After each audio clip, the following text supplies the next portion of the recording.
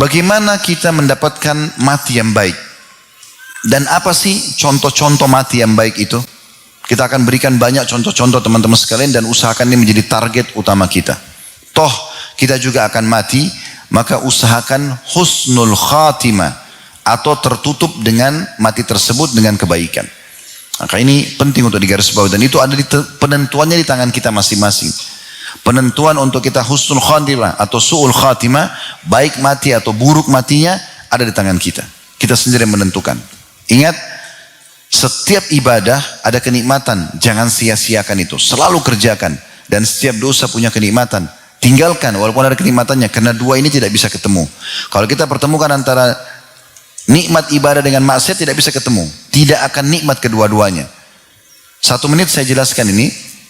Kalau saya ibaratkan dengan dua timbangan, ini amal soleh, ini dosa. Kalau antum masih sholat iya, tapi masih berbohong atau masih berbuat riba atau apa saja, maka berimbang antara amal soleh kita dengan dosa kita. Tidak ada kenikmatannya ibadah ini, terganggu ya. Sholat tidak bisa khusyuk, baca Quran juga tidak tenang, karena masih ada pintu dosanya. Kapan nikmat ibadah itu terasakan? Kalau kita tutup ini, kerannya tutup pintu dosa. Kita masing-masing tahu dosa apa yang kita kerjakan. Coba berhenti dari situ. Terus kerjakan ibadah biasa saja. Sholat 5 waktu, sholat qobliyahnya, sholat duha, zikir semampunya. Ini akan naik nanti.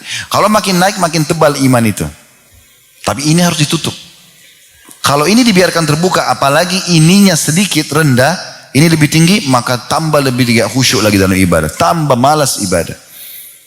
Apalagi kalau dia tinggalkan ibadah sama sekali, ini justru yang dia kunci. Maka hatinya bisa jadi keras. Allah menggambarkan bisa lebih keras daripada batu. Terjadi gempa bumi, dia lagi jalan satu kendaraan sama temannya ditabrak-tabrakan, mati depan mata dia, pecah kepalanya, tidak tersentuh juga. Padahal sebenarnya Allah sedang selamatkan dia untuk jadi pelajaran, tapi dia tidak ambil pelajaran, itu karena hatinya keras. Orang kalau sudah nikmati ibadah, nikmat maksiatnya hilang. Kalau antum misalnya, saya mau komitmen mulai sekarang azan ke masjid, sholat, kejar, baca keutamaannya sholat itu. Saya sudah sampaikan semalam, teman-teman sekalian saya sudah berbagi, kalau ingin rajin ibadah, baca keutamaannya ibadah itu. Karena semua ibadah pasti punya keutamaan. Fadilah dalam bahasa agamanya. Dan kalau ingin meninggalkan dosa, baca ancamannya.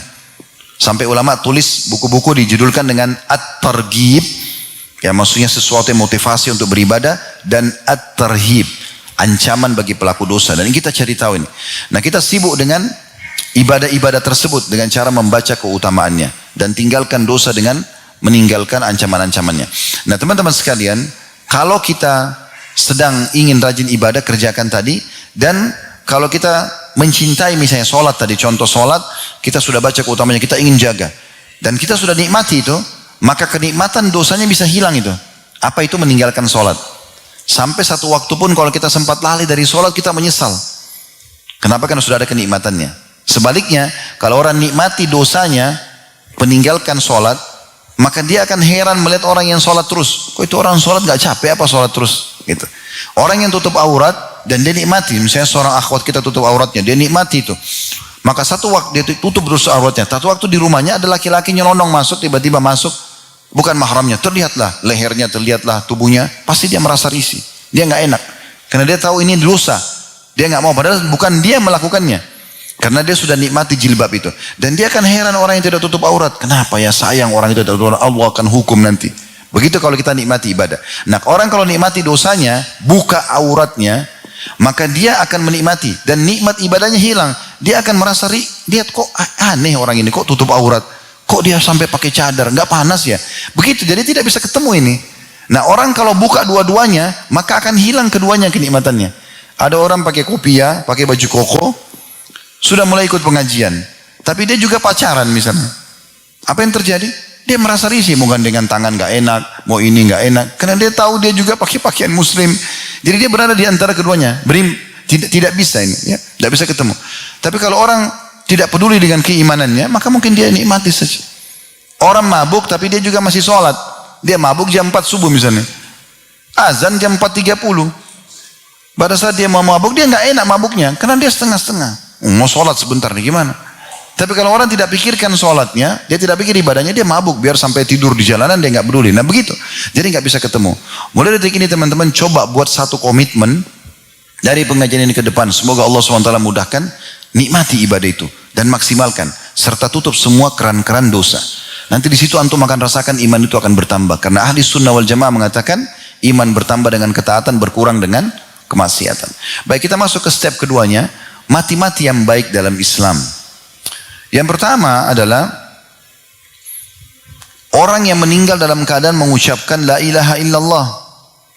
Sesuai dengan sabda Nabi SAW, man kana akhiru kalamihi la ilaha illallah dakhala al-jannah. Hadis yang diriwayatkan oleh Abu Dawud di nomor 3116 dan ini disahihkan oleh Syekh Albani. Kata Nabi SAW, barang siapa yang akhir perkataannya kalimat la ilaha illallah pasti masuk surga. Baik, mungkin anda ada yang mengatakan, kalau begitu gampang. Udah nanti pada saat mau mati bilang la ilaha illallah. Pertanyaan sederhana, sempat gak antum ucapin? Apa jaminannya kita bisa ucapin? Dan ulama hadis merincikan masalah ini. Mereka mengatakan orang yang Allah tutup dengan kalimat la ilaha illallah di lisan di akhir hidupnya, orang yang memang mengamalkan dan mengimani kalimat itu selama hidup. Nggak bisa ahli maksiat ucap itu, nggak bisa. Lidahnya tertahan, nggak mungkin. Jadi kalau selama hidup kita selalu ucapkan zikir ini, kita fahami maknanya, artinya la ma'budu bihaqqin illallah, tidak ada Tuhan yang berhak disembah kecuali Allah, kita betul-betul mentauhidkan tidak ada kesyirikan, nah baru Allah tutup dengan itu. Kalau enggak bisa. Ya, jadi ini bukan main-main, ini bukan mainan untuk bisa dipermainkan gitu. Yang kedua adalah seseorang yang selalu berharap agar mati syahid. Agar mati syahid, ya. Dan ini sebuah hal yang baik sekali. Karena kata Nabi SAW dalam sebuah hadis yang sahih, man talaba syahadata bisidq ballagahu Allah manazil asy-syuhada wa in mata ala firasyih. Siapa yang betul-betul tulus berharap mati syahid, mati yang terbaik ya dalam Islam, maka Allah akan berikan dia kedudukan orang yang mati syahid walaupun mati di atas ranjangnya. Jadi selalu baca keutamaan orang mati syahid, itu kan. Dan orang mati syahid ini banyak ya, bukan cuma mati di medan perang. Dengarkan hadisnya. Hadis yang pertama riwayat Bukhari dan Muslim. Kata Nabi SAW, asy-syuhada'u khamsatun. Orang yang mati syahid ada 5. Beliau mengatakan al-mat'un, ya. Orang yang kena wabah taun. Kalau terjemahan di kamus-kamus saya lihat itu wabah pes. Tapi sekarang setelah masa corona kemarin, ulama mengeluarkan fatwa bahwasanya masuk umumnya wabah. Makanya orang yang meninggal corona kemarin dianggap juga begitu, ya. Kemudian yang kedua wal mabtun, yaitu orang yang meninggal karena menderita sakit di perutnya. Sakit apa saja, yang penting penyakit perut, itu juga mati syahid. Kemudian yang ketiga wal gharik, dan orang yang mati tenggelam. Yang keempat wasahibul hadmi, dan orang yang tertimpa reruntuhan bangunan. Kemudian yang kelima wasyahidu fi sabilillah, yaitu orang yang mati syahid di jalan Allah. Dalam hadis yang lain, hadis ini diriwayatkan Ahmad dan juga hadis ini dinilai sahih berdasarkan syarat Imam Muslim. Abdullah bin Bushr radhiyallahu anhu berkata bahwasanya Rasulullah SAW bersabda, al-qatilu fi sabilillah, orang-orang yang mati di jalan Allah syahid, terhitung mati syahid. Tentu ini tergantung kadar keikhlasan ya, karena ada juga orang yang mati di medan perang tapi tidak dapat mati syahid. Kata para ulama, ini Allah pilih siapa yang paling tulus hatinya ingin mati, baru Allah kasih. Dan subhanallah, syuhada di medan perang ini dihitung lebih sedikit daripada orang yang hidup. Perang Badar ada 314 sahabat, yang mati syahid 60. Nggak semua mati syahid. Padahal sudah jelas-jelas, kalau zaman sekarang kan masih jarak jauh orang nembak. Kalau zaman dulu pedang sama pedang. Tombak bisa dilempar setiap saat, anak panah bisa dilemparkan setiap saat kepada kita. Tapi cuma 60 yang mati. Di perang Uhud ada 700 sahabat, yang meninggal 70 orang. Di perang Khandaq nggak ada sahabat yang mati. Di perang Khaybar juga dihitung jari sahabat yang mati. Dihitung jari. Tidak disebutkan berapa pas jumlahnya, tapi ada beberapa orang yang disebutkan meninggal pada saat itu. Di antaranya ada satu orang dari suku Badui yang baru masuk Islam, kemudian dia syahid, dia mati, dan Nabi SAW mengatakan, siapa yang mau lihat penghuni surga yang belum pernah sujud sekalipun, lihat orang ini. Karena baru syahadat, ikut perang lalu mati. Tapi tidak disebutkan namanya orang ini. Cuma dihitung jari. Padahal perang Khaybar itu Itu antara 1.400 pasukan muslim melawan 10.000 pasukan Yahudi. Sedikit yang mati. Begitu terus dengan peperangan-peperangan yang lain, ya. Sedikit sekali para syuhada. Jadi syuhada ini memang orang yang mati melalui perang ini orang yang betul-betul tulus. Mungkin Anda bilang, Ustaz, bagaimana caranya ya orang supaya mau termotivasi mati? Ini nggak gampang ini. Mau menerima, tentu bukan kita pasrah, kita melawan, tapi pada saat musuh tusuk badan kita, musuh tembak kita, atau kita kena bom, bagaimana caranya supaya saya bisa menghadapi itu? Sederhana. Jawabannya, coba fahami teman-teman sekalian dan renung ini. Mati itu dalam Islam satu. Mati dalam Islam itu cuma satu. Ada orang mati ditabrak kereta api, kepalanya hancur. Ada orang tenggelam di lautan, habis badannya dicabit-cabit oleh ikan. Ada orang yang naik pesawat meledak. Dan ada orang mati di atas ranjang, tidak apa-apa, tidak sakit, tidak ada kena apa-apa yang menurut mata manusia tidak berbahaya bagi dia. Semua itu dalam Islam melalui satu proses. Itu saja. Yaitu sakaratil maut. Pencabutan ruh oleh malaikat. Dan Nabi SAW mengatakan, kalau orang mukmin meninggal, maka malaikat maut di ubun-ubun kepalanya akan mengatakan, hai jiwa yang baik, keluarlah kepada rahmat Tuhanmu. Maka ruhnya keluar lebih mudah daripada keluarnya air dari mulut kendi. Anda lihat kendi air, kalau Anda keluarkan air dari mulutnya itu mudah sekali keluar air, begitu ruhnya orang mukmin keluar. InsyaAllah semoga kita termasuk ini. Dan orang kafir, maka akan sulit keluar, karena malaikat maut mengatakan, hai jiwa yang busuk, keluarlah pada murka Tuhanmu. Maka ruhnya berserakan di tubuhnya, nggak mau keluar. Lalu Nabi SAW menggambarkan, lalu malaikat maut mencabut dengan keras, ibaratnya seperti bulu domba yang dibasahkan, lalu dililitkan di pohon berduri dan ditarik dengan keras sehingga berantakanlah bulu domba itu. Itu saja. Jadi orang yang ditabrak kereta api nggak lagi bilang, aduh kepala saya sakit, nggak ada. Dia cuma lihat malaikat maut cabut ruhnya, jasadnya dia nggak pikir lagi. Orang yang ditusuk musuh, orang yang ditebas lehernya, orang yang meledak di atas pesawat, nggak lagi lihat itu. Itu cara memahaminya. Jadi jangan lihat prosesinya. Makanya para sahabat kenapa mereka termotivasi untuk perang? Karena mereka tahu. Mereka pada saat ditusuk musuh ajal datang tidak akan sakit lagi. Seperti itu. Maka orang yang mati syahid ini kedudukannya paling tinggi. Mati di medan perang. Tentu ini dengan syarat-syarat dan rukun yang benar ya. Bukan seperti sebagian orang sekarang mengatasnamakan jihad lalu bom sana sini. Ini enggak benar, ini enggak ada dalam Islam. Semua ulama muslim pasti membantah masalah itu. Ya. Karena namanya bom bunuh diri. Sekarang bom dirinya lalu dia mati syahid. Orang pun kalau masuk medan perang menghadapi musuh, dia kena bom mati itu baru mati syahid. Itu pun tergantung dari keikhlasan dia. Kemudian yang kedua, dalam hadis Abdullah bin Bushr ini, selain al-qatilu fisabilillah syahid. Orang yang berperang di jalan Allah terbunuh mati syahid. Wal mat'unu syahid. Orang yang kena wabah taun atau wabah secara umum adalah syahid. Wal mabtunu syahid. Orang yang mati kena penyakit perut juga syahid. Wa man mata fisabilillah fahuwa syahid. Dan barang siapa yang mati sementara dia sedang berada di jalan Allah, seperti menuntut ilmu, mencari rezeki yang halal, ya. Pokoknya dia di jalan benar gitu ya. Silaturahim keluarga, maka ini insyaallah mudah-mudahan masih dianggap mati syahid. Riwayat yang lain, Jabir bin Atiq radhiyallahu anhu mengatakan, dan hadis ini diriwayatkan oleh Abu Daud, dan juga hadis ini ya, disahihkan ya, oleh para ulama hadis. Kata Nabi SAW, asyhadatu sab'un siwal qatli fisabilillah. Mati syahid ada 7 selain mati di medan perang. Berarti ada tambahannya. Kalau tadi kan disebutkan ada 5, ini ada 7. Kalau tadi pun 5 itu sudah masuk mati syahid di medan perang. Kalau ini Nabi SAW tambahkan lagi. Ini karunia yang luar biasa untuk kita. Kata Nabi SAW, mati syahid itu ada 7 selain mati di medan perang. Yang pertama al-mat'un, syahid. Orang yang kena wabah, maka dia mati syahid. Wal ghariq, syahid. Orang yang tenggelam, mati syahid. Wa sahibu zatal jambi, syahid. Dan orang-orang yang kena penyakit lambung, mati, syahid. Ya. Wal mabtunu, syahid. Orang yang kena ya, penyakit di perutnya, syahid. Jadi yang pertama adalah orang yang kena wabah, yang kedua orang tenggelam. Kalau dalam hadis ini urutannya, orang yang meninggal kena penyakit lambung, kemudian yang keempat orang yang kena penyakit perut secara umum, apapun itu, dia juga syahid.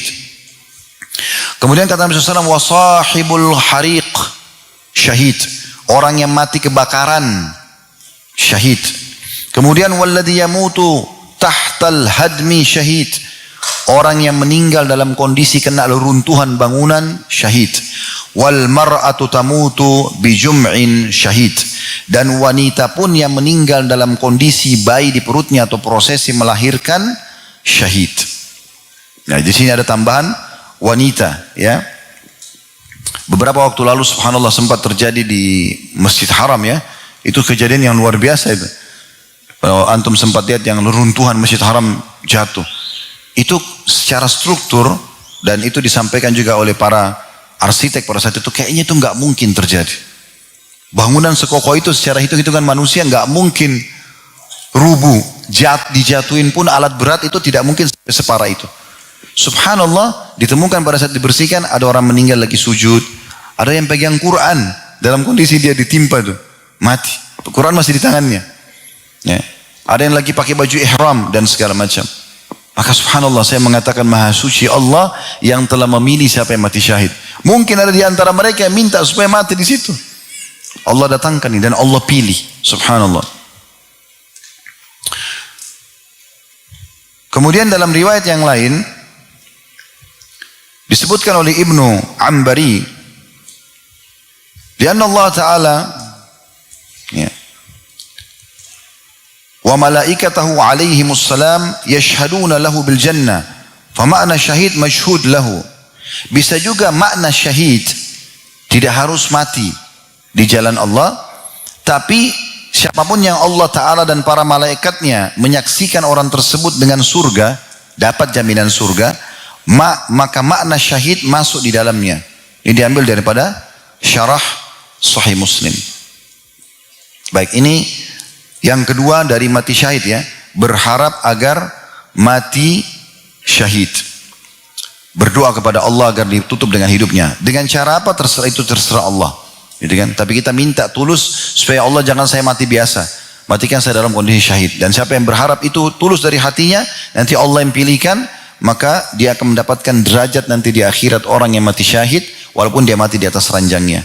Misal antum mati bukan kena perang, antum mati bukan kena kebakaran, bukan kena tenggelam, bukan kena reruntuhan, bukan kena wanita yang melahirkan.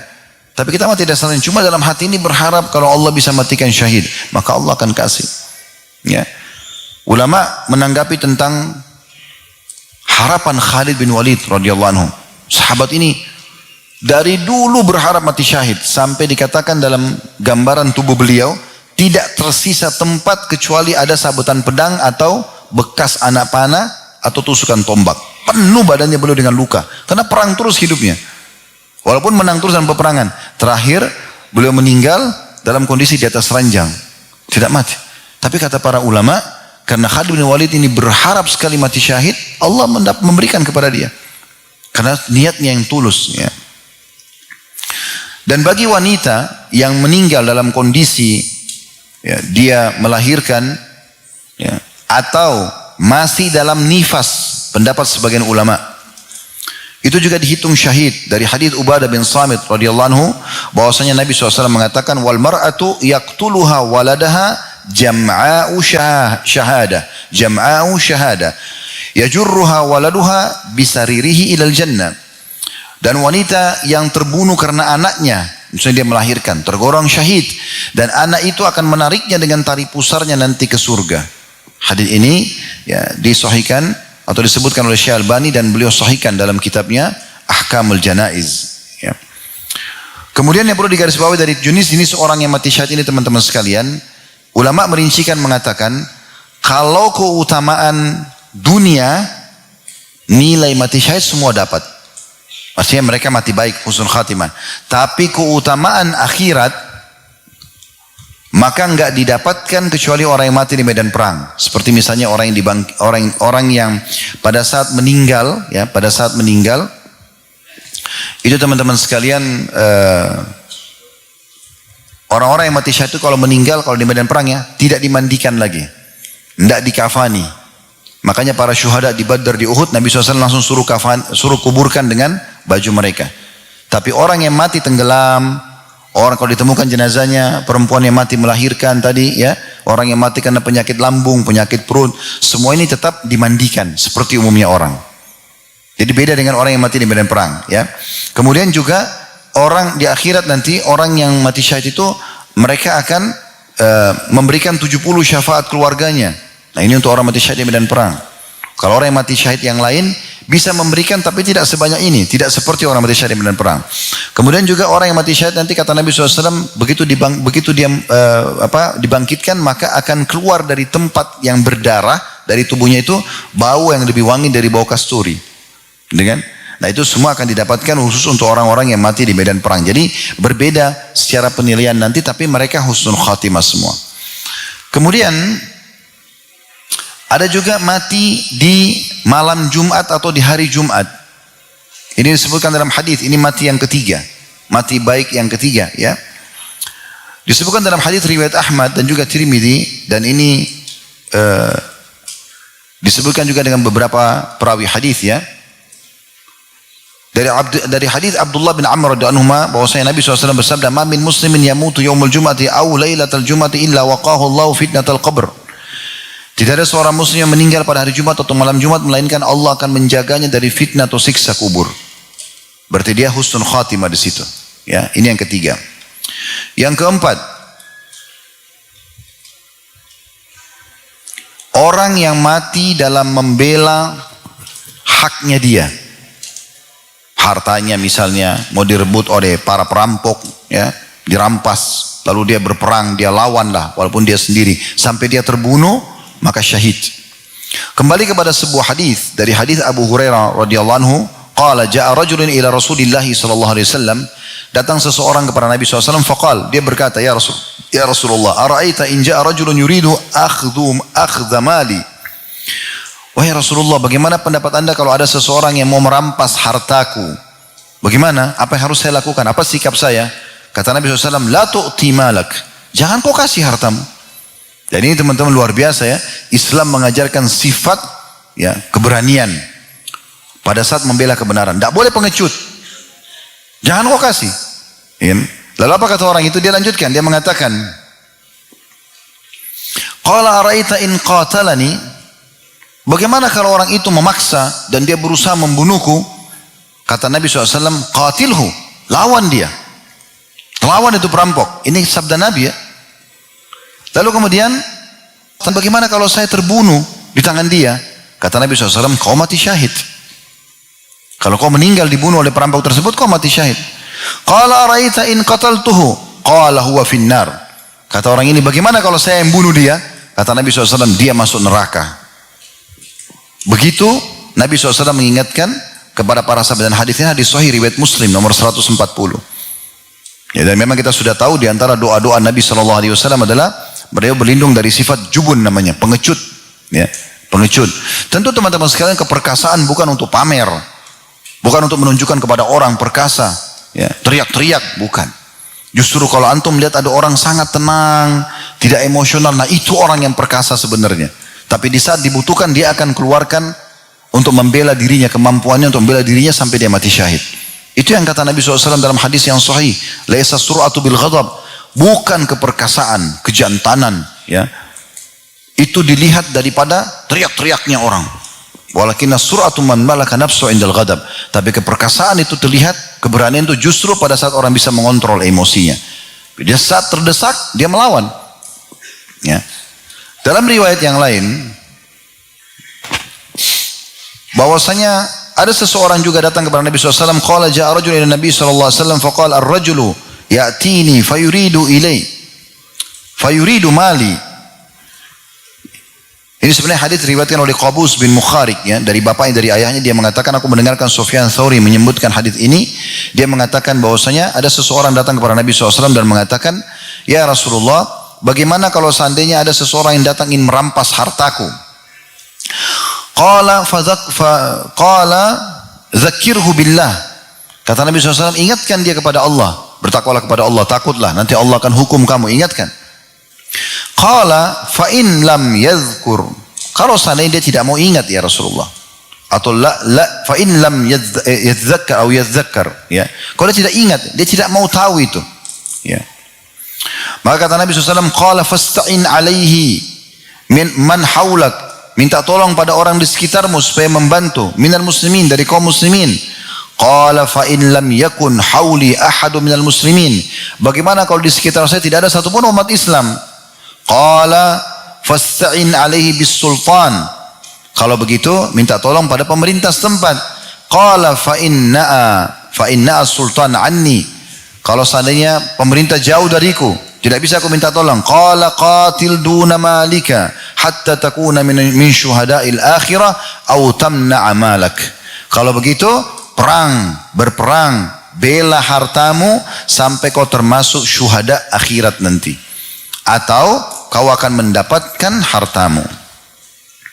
Kemudian dalam hadis yang lain juga dari Sa'id bin Zaid radhiyallahu anhu bahwasanya Nabi SAW bersabda, qala man qutila duna mali fahuwa syahid. Siapa yang berperang membela hartanya maka kemudian terbunuh dia mati syahid. Wa man qutila duna ahlihi au duna damihi au duna dinihi fahuwa syahid. Dan barang siapapun yang terbunuh karena membela keluarganya, istri sama anaknya misalnya mau dijahati oleh orang, kemudian juga dia membela darahnya yang tertumpah supaya jangan dia dibunuh, atau membela agamanya, maka semua itu terhitung syahid. Hadis ini hadis sahih riwayat Abu Dawud dan juga An-Nasa'i.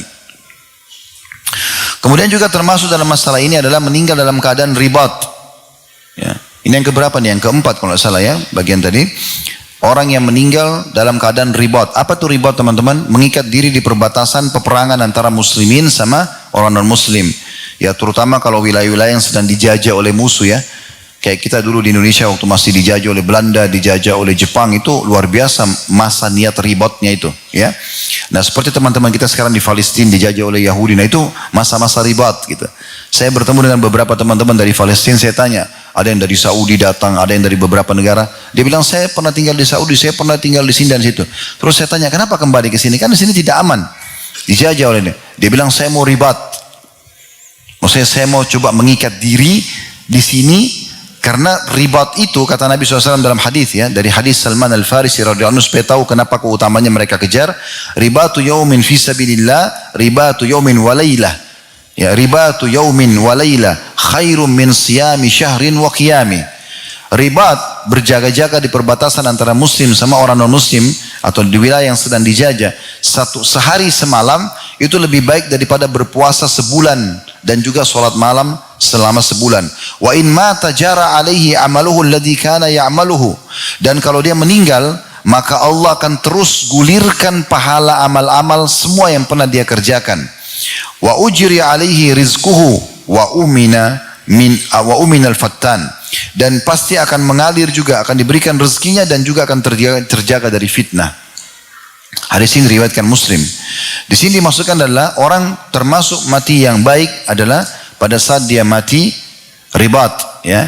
Karena kalau kita meninggal dalam kondisi ribat, berjaga-jaga di perbatasan muslimin sama orang non-muslim yang sedang bercekcok ya, sedang perang, kita berjaga-jaga walaupun tidak berperang, lalu kita meninggal dalam kondisi berjaga-jaga itu, semua amal soleh yang pernah kita kerjakan, misalnya puasa, sholat, tetap berjalan walaupun kita sudah meninggal, dihitung kita kerjakan, padahal kita sudah meninggal.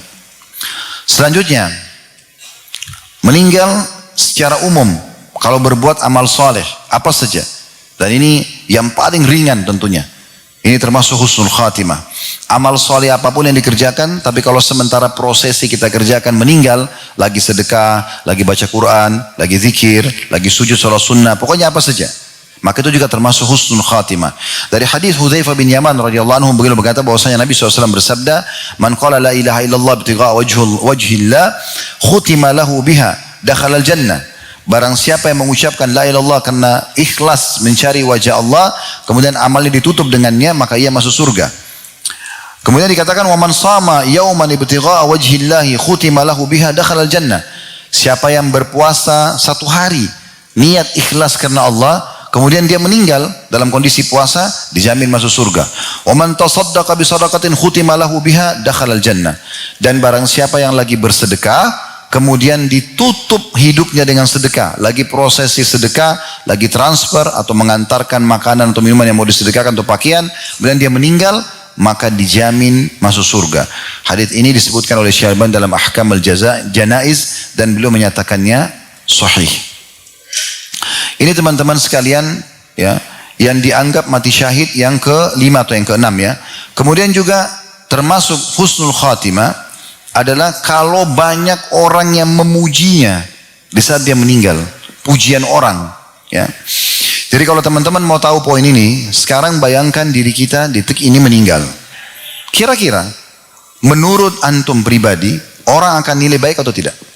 Misal pada saat kita meninggal ini, keluarga kita, istri, suami, keluarga, teman-teman sekitar kita, lingkungan kita mengatakan, si fulan mati, orangnya baik. Misal contoh, bayangkan aja antum mati sekarang, orang akan bilang apa sih? Kalau orang akan bilang baik, berarti itu baik, itu baik. Itu husnul khatimah. Kalau orang cerita buruk, berarti su'ul khatimah. Ini kembali kepada sebuah riwayat dari Umar radhiyallahu anhu, beliau mengatakan, ya, atau dari awal riwayatnya, Anas bin Malik meriwayatkan radhiyallahu anhu, dia berkata, mereka pernah rame-rame para sahabat mengusung jenazah.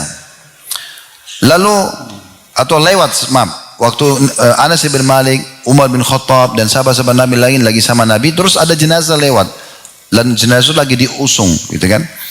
Lalu orang-orang yang mengusungnya itu dan mengantarnya menyebut-nyebut kebaikan, memuji orang ini. Orang ini baik, orang ini soleh, orang ini begini.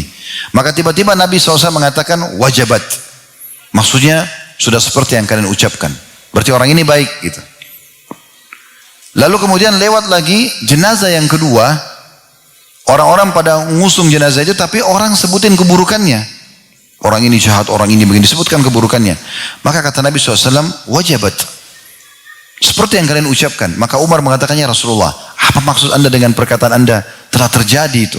Seperti yang kalian ucapkan. Maka kata Nabi SAW, Hadha asnaitum alaihi khairan, fawajabat lahul jannah. Jenazah yang pertama tadi, kalian muslimin puji-puji kebaikannya. Maka Allah wajibkan baginya surga. Allah berikan dia surga dengan itu. Wa hadha asnaitum alaihi syarran, fawajabat lahul jannah. Fawajabat lahun nar. Golongan kedua kalian sebutkan keburukannya. Ini pezina, ini pemabuk, ini segala macam. Maka wajib bagi dia masuk neraka. Antum syuhada'ullahi fil ard. Ketahuilah kalian adalah para saksi-saksi Allah di muka bumi. Hadis ini hadis sahih, diriwayatkan oleh Bukhari dan Muslim. Juga dalam riwayat yang lain, riwayat ini diriwayatkan Imam Ahmad dan dengan sanad sahih, bahwasanya Abul Aswad radhiyallahu anhu mengatakan, aku pernah mendatangi Madinah, lalu duduk menghampiri Umar bin Khattab. Kemudian lewatlah jenazah, lalu Umar mendengar orang-orang memuji kebaikan terhadap jenazah tersebut. Beliau mengatakan, wajabat. Seperti Nabi praktik, seperti Nabi sampaikan di masa hidup beliau kan, wajib ini dia. Kemudian lewat jenazah yang lain ternyata ada juga orang yang menyebut-nyebut ya kebaikan. Umar mengatakan wajabat. Orang ini pasti akan dapat apa yang dipuji itu. Lewat yang ketiga, orang-orang nyebut keburukannya. Umar juga mengatakan wajabat. Dapat orang ini apa yang disebutkan itu. Maka kata Abul Aswad, aku bertanya, apa yang anda maksudkan itu wajabat wahai Amir Mu'minin? Maksudnya sudah pasti itu terjadi. Umar mengatakan, aku mengatakan seperti yang dikatakan Nabi SAW. Ayyuma muslimin syahidalahu arba'un bi khairin adkhalahu Allahul jannah.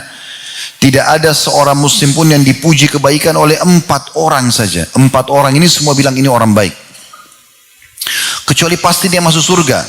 Lalu aku berkata, maksudnya Umar berkata kepada Nabi SAW, ya Rasulullah, bagaimana kalau 3? Ya, maka Nabi SAW mengatakan sama. Lalu ada yang mengatakan, ya Rasulullah, bagaimana kalau cuma 2 orang yang puji dia?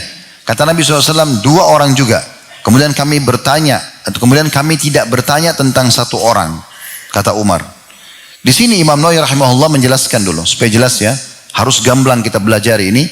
Jadi makna 4 orang, atau 3 orang, atau 2 orang saja yang memuji dia, kata Imam Nawawi, yang dimaksud adalah pujian orang-orang ya, yang sudah meninggal dunia. Tapi pujian ini dari ahlul fadl dan kalangan orang-orang soleh yang punya kedudukan. Jadi bukan semua orang. Ini sekarang ini salah pahami kan. Jadi bukan sembarangan orang misalnya mengatakan kalau ini orang baik, tidak. Harus orang-orang ini memang orang-orang soleh, terkenal dekat dengan Allah. Kalau mereka yang memuji, maka berarti terjadi walaupun cuma 2 orang. Saya ada seorang ulama mengatakan, oh si fulan meninggal itu orang baik tuh. Nah ini masuk dalam masalah ini. Bukan pujian sembarangan orang. Nah ini Imam Nawawi memberikan batasannya. Nah ini teman-teman sekalian, gambaran kita tentang masalah mati-mati yang baik. Tentu ada juga bahasan tentang su'ul khatimah, tapi saya tidak bahas itu. Karena kita tidak ingin su'ul khatimah dan tidak perlu. Ya, teman-teman kalau ingin mendapatkan apa yang Allah janjikan, cukup sibukkan diri dengan amal soleh. Habiskan energi dan waktu, harta untuk itu. Tidak usah sibukkan diri meninggalkan dosa, nggak usah. Dosa itu akan kita tinggalkan kalau kita sibuk dengan amal soleh. Husnul khatimah akan didapatkan dan jauh dari suul khatimah kalau kita fokus dengan husnul khatimah. Oleh karena itu kita tidak perlu mengetahui suul khatimah apa, ya sudah orang meninggal dalam maksiat itu suul khatimah. Tapi kita tidak perlu bahas, nggak perlu juga contoh-contohnya Fir'aun, Haman dan segala macam. Karena itu tidak kita perlukan. Yang kita perlukan bagaimana kita termotivasi untuk menjadi orang yang meninggal husnul khatimah, dan semoga Allah SWT kabulkan. Tentu kita termasuk semua yang hadir di sini insyaallah tertutup dengan husnul khatimah. Allahumma amin. Alhamdulillah, kurang lebih 2 jam kita mengisi. Semoga Allah SWT menjadikan ini sebagai tambahan amal saleh buat kita, dan juga Allah jadikan ini sebagai ilmu yang bermanfaat, dan juga semoga Allah Subhanahu wa taala menyatukan kita semua di surga firdausnya tanpa hisab, menyatukan dalam majlis ilmu yang mulia ini. Dan kalau ada benar pasti dari Allah, pada salah dari saya mohon dimaafkan. Sebelum kafaratul majlis, saya mengajak lagi teman-teman untuk bertemu di pertemuan kita yang ketiga insyaallah, yang terakhir nanti malam. Semoga Allah berkahi dan mudahkan, dengan judul Sebelum Menyesal. Dan insyaallah ini akan ada kaitannya dengan bahasan kita dari tadi malam, pagi ini, dengan yang nanti malam insyaallah. Subhanakallahumma bihamdika asyhadu an la ilaha illa anta astaghfiruka wa atubu ilaik. Wassalamualaikum warahmatullahi wabarakatuh.